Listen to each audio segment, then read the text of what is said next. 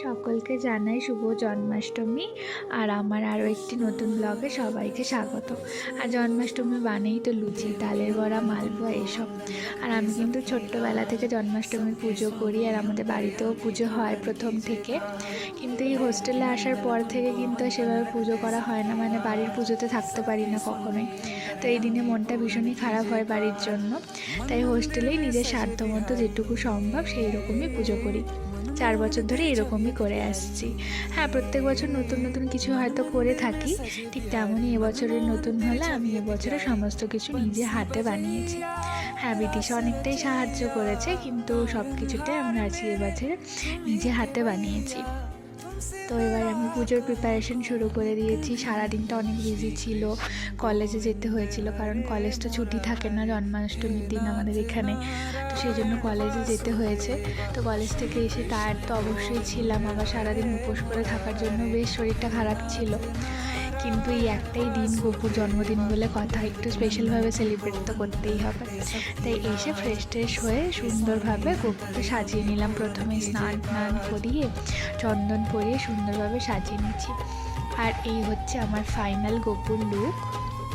আর ভালো লাগছে না? প্রদীপগুলো জ্বালালে আরও বেশি ভালো লাগবে। আর এই হচ্ছে আমার গপুর জন্য ছোট্ট করা আমার আয়োজন। আর ভোগে তো তুলসী পাতা না দিলে সেই ভোগ নিবেদন করা যায় না। তো নিবেদন করতে গেলে তুলসী পাতা তো অবশ্যই দিতে হয়, বাড়ির বড়দের কাছ থেকেই শিখেছি।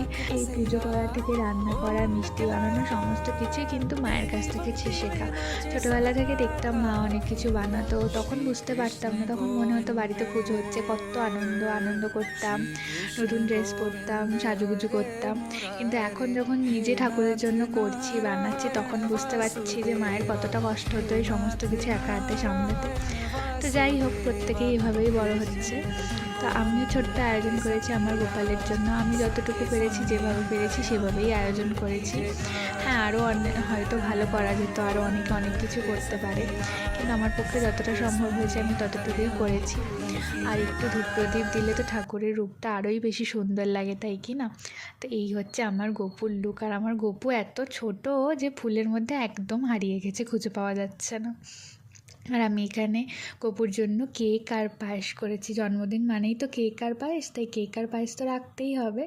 আর হ্যাঁ, এই সব কিন্তু নিজের বানানো, আগেই বলেছি। আর এই সমস্ত রেসিপি কিন্তু আমার ইউটিউব চ্যানেলে দেওয়া আছে, তোমরা যদি দেখতে চাও তাহলে চেক আউট করে নিও। আর দেখো, ধূপ প্রদীপ সমস্ত জ্বালিয়ে দিয়েছে, আর কি সুন্দর লাগছে জায়গাটা। তারপর আমি এখানে অলমোস্ট পুজো শুরু করে দিয়েছি। নিজে যেটুকুনি পারি মন্ত্র পড়ে সেটুকুনিই পুজো করি, কারণ এখানে তো অন্য কাউকে দিয়ে পুজো করানো সম্ভব নয়।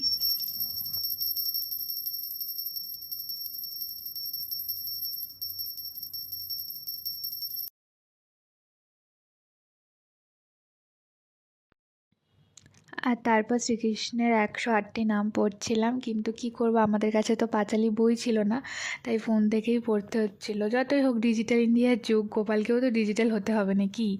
তো সেই জন্য ফোন থেকেই পড়ছিলাম। তো এখানে প্রায় পুজো শেষের পথে, আর এখানে আমি প্রণাম করছিলাম, ভালো করে গপুর কাছে সব কিছু চাইছিলাম। আর তোমরাও নিশ্চয়ই অনেক কিছু চেয়েছো গপুর কাছে। আর এই হচ্ছে পুজো করার পর লুক, মানে সারা দিন বাপরে এত হেক্টিক গেছে দিনটা আজকে, পুরো গরমে ঘেমে। আর এই যে লাস্টে প্রসাদ খেয়ে উপোস ভেঙেছিলাম। আজকের ভিডিওটা এইটুকুনি।